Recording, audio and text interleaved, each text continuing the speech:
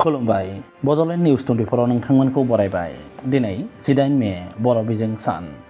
1963 मायथाइनि 18 मे खालारावनो फरायसालियाव बर' बिजोंखौ थिसनजेननाय जादोंमोन। 59 बोसोर उनाव बर' बिजोङा दिनैनि थासारियाव सफैबाय। गोबाङानो बर' बिजों फरायना सोरखारनि गिदिर गिदिर मावख'ग्रा आरो गुबुन गुबुन हाबा मावगासिनो दङ। दिनै बर'फ्रा फिसाब्लाबो गावखुंथाय गोहो मोनबाय। दिनै दुलाराय आसामावनो बर' बिजों सानखौ बर' फरायसालिफोराव फालिदों। मुलुगसोलोंसालिनिफ्राय जागायनानै गुदि फरायसालिसिम दिनैनि सानखौ फालिनाय नुनो मोन्दों। मोसानाय, खन्थाइ आवरायनाय आरो गुबुन गुबुन हाबाफारि लाना बर' बिजों सानखौ गावबा गावनि फरायसालिफ्राव फालिदों। बेखिनियावनो मख'नो गोनांदि बावैसो सिगां BKWSCनि गाहाय मावफुं सोद्रोमा मिनेश्वर बसुमतारिया फोरमायदों दि साननैसो सिगां 9,000 नि बांसिन फोरोंगिरि थिसननायाव 90ल' बर' बिजोंनि फोरोंगिरि मोननो हादों होननानै बुंदों। मख'नाया मोजांदि बिटिआर हालामनि टेट उथ्रिसारनाय बिनायसाफोरा थाबै बिटिआर हालामाव बर' बिजोङाव थिसनथाइ होनांगौ होननाबो दाबि दैखांनाय सोमावसारनायखौ नुनो मोन्दोंमोन। दानिया नायदो दिनैनि सानाव ससियेल मिडियायाव भाइरेल जानाय नैबे पस्टखौ। बे पस्टखौ सोर लिरदों बेखौ मिथिनाय जायाखै। बे पस्टआव सोंखारिनाय, दुखु मोननाय आरो गाज्रि मोननाया रोखा रोखा बेरखांदों। बे पस्टआव लिरदों, गिबियावनो बर' बिजों फोथांनानै लाखिनांगौ होननानै नंखाय लेक्सार होनाय, गाव गावनि गथ' गथायखौ इंराजि, असमिया आरो गुबुन बिजोङाव फरायहोग्रा थाव थेलेफा एबसु, BSS आरो गुबुन गुबुन आफादनि दैदेनगिरिफोरनो बर' बिजों साननि गाहाम हामलायनाय बावहरनाय।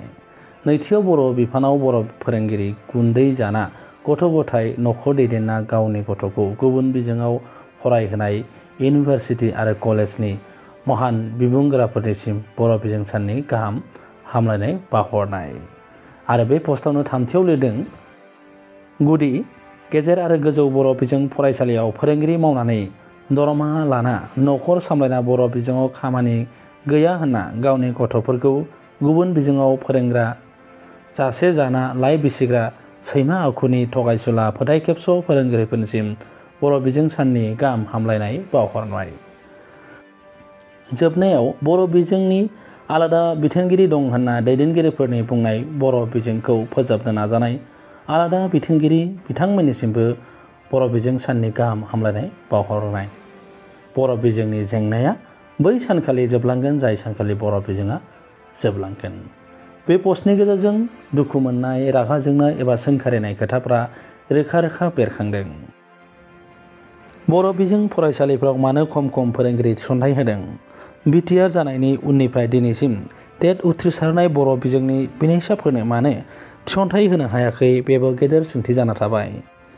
गाव गावखौ बर'नि दैदेनगिरि बुंग्रा आरो बर' बिजों फोथांनांगौ होनग्रानि बांसिना दिनै गाव गावनि फिसाफोरखौ गुबुन बिजोंनि फरायसालिफ्राव मुं थिसननानै होबाय।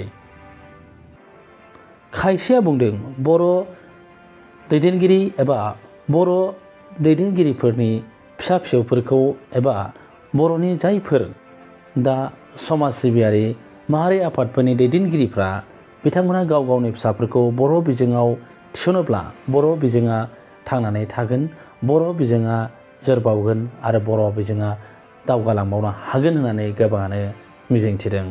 समाजआ मिथिगोन बर' बिजोंनि हालोदा माबायदि जाहैगोन बा बर' बिजोङा माबायदि थावरिना थागोन दिनैनि बे ग्लबेलाइजेसन मुगायाव।